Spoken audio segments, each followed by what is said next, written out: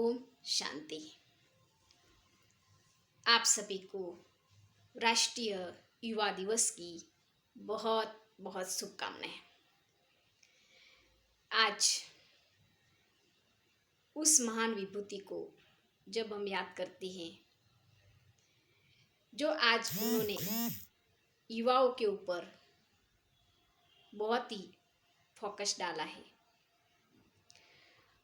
उस महान विभूति को आज के दिन हम याद करते हैं। और उन्होंने अपने में शब्दों में कहा कि मुझे 100 कुमार अगर ला दो तो मैं भारत को स्वर्ग बना दूंगा। आज की जो युवा पीढ़ी अपना जो अमूल्य समय नेगेटिव में लेके जा रहे हैं या पॉजिटिव में लेकर जा रहे हैं। आज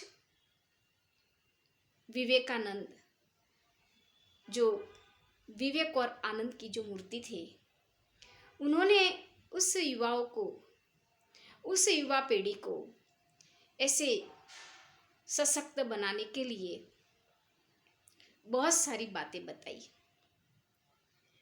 और कई हमारे सामने उनके एग्जाम्पल है जो बहुत वो निडर थे। बचपन से ही उन्होंने अपने विशेषताओं के आधार पर इस भारत की संस्कृति को विदेश में जाके फैलाया।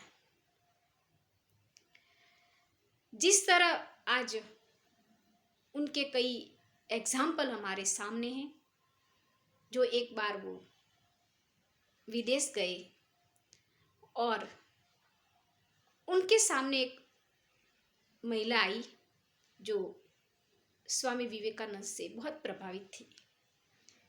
उन्होंने बोला कि आप मेरे से शादी करोगे? तब स्वामी विवेकानंद का उत्तर पाकर उनके चरणों में गिर गई। बोले, मैं शादी तो नहीं कर सकता, लेकिन एक रास्ता जरूर है। तब वो महिला ने बोला कि कौन सा ऐसा रास्ता है? तो बोले, मुझे आपका बेटा बना दो और आप मेरी माँ हो। तो महिला चरणों में गिरकर कहती है कि आप महान हो। ऐसे कई एग्जाम्पल आज हम देखते हैं तो हमारा मन गदगद हो जाता है। जिस तरह वो शिकागो में गए और अपने प्रभावशाली भाषण के द्वारा उन सभी को नतमस्तक कर दिया। सभी की जो शास्त्र थे, अपने ग्रंथ थे, साइड में रखा और कहा गया कि सभी के शास्त्र एक के ऊपर एक इकट्ठा कर दिया जाएगा। तब सभी ने जब शास्त्र इकट्ठे किए, उस समय स्वामी विवेकानंद जी ने अपनी गीता को रखा और उसके ऊपर सभी ने अपनी शास्त्र की जो किताब थी वो रखते गए। तब सभी लोग बोलने लगे कि देखो, गीता सबसे नीचे चली गई है। तब स्वामी विवेकानंद जी ने जो बोला, वो सभी लोग देखते रह गए, दंग रह गए कि सभी शास्त्रों का जो आधार है वो है गीता। सभी शास्त्रों की जो माई बाप है वो है गीता। आज हम देखते हैं कि युवा पीढ़ी अपनी एनर्जी को नेगेटिव की तरफ लेके जाती है। जब जब हम विवेकानंद जी को याद करते हैं तब तब युवाओं के अंदर वो पॉजिटिविटी आती है। जब जब उस युवा उस विवेकानंद जी के जीवन को देखते हैं तब तब उनके अंदर वो बदलाव आता है, वो इंसान बदल जाता है। आज इस युवा दिवस पर युवा लोग कई दंगा फसाद करते हैं, अपने टाइम को वेस्ट करते हैं, लेकिन आज परमात्मा ने हम सभी आत्माओं को इतना सुंदर जीवन दिया है कि ये जो जीवन एक अमूल्य है वो वापस कभी नहीं आता। एक बार समय चला जाता है, उस समय के हाथ पैर नहीं है। इसलिए हम इस अमूल्य समय को देखते हुए उसको वेस्ट नहीं करें। जिस तरह विवेकानंद ने अपने भारत की संस्कृति को बाहर के विदेशों में लेके गए और उसका वो डंका बजा दिया।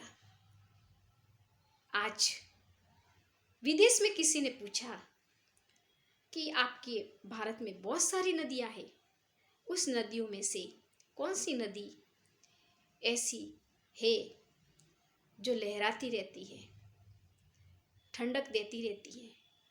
तो तुरंत स्वामी विवेकानंद जी ने जवाब दिया कि यमुना नदी। तो बोले बाकी कौन सी ऐसी नदियां है? बोले गंगा नहीं है।